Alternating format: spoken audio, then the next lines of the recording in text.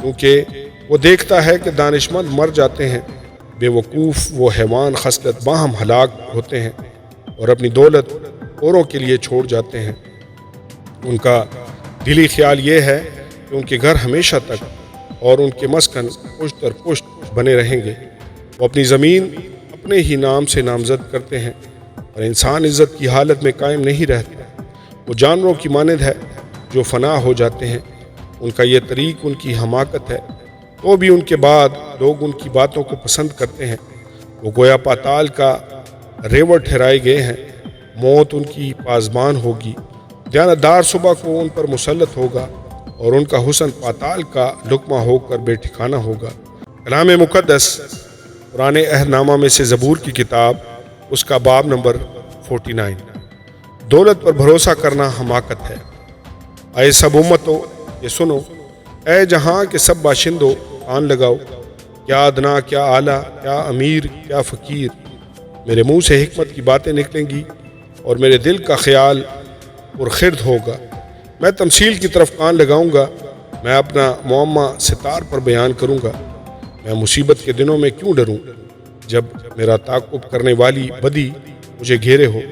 جو اپنی دولت پر بھروسہ رکھے اور اپنے مال کی کثرت پر فخر کرتے ہیں، ان میں سے کوئی کسی طرح اپنے بھائی کا فدیہ نہیں دے سکتا، نہ خدا کو اس کا معاوضہ دے سکتا ہے، کیونکہ ان کی جان کا فدیہ گراں بہا ہے۔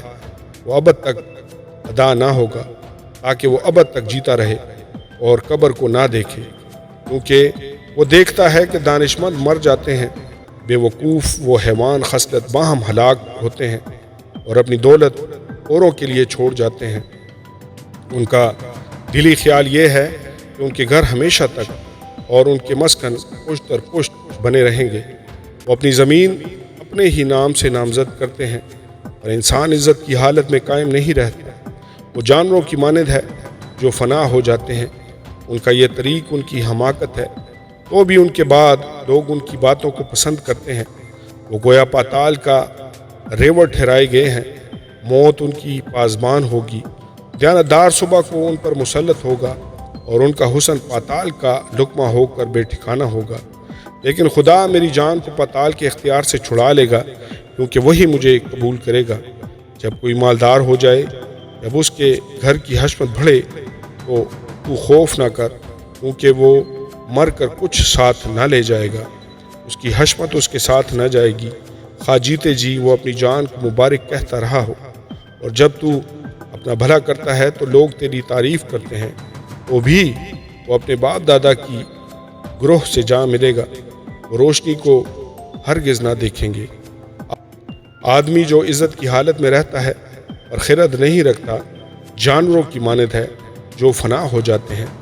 آمین اور آمین۔